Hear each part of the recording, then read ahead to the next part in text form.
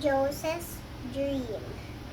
When when Israel had sons, so he have a son named Joseph, and then Israel loved Joseph because Joseph is the younger son. So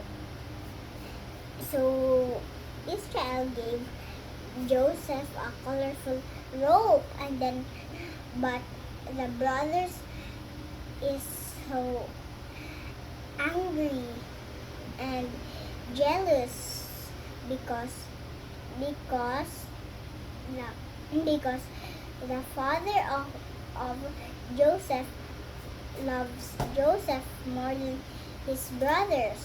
So they feel so mad and couldn't talk nicely. So then they they make Joseph a slave, and they get get get Joseph's colorful robe and wipe with the blood of the sheep or lamb. So they bring it to Israel. They said, "Is father, Joseph is attacked by animals." But the real is they they made Joseph a slave, and that's all.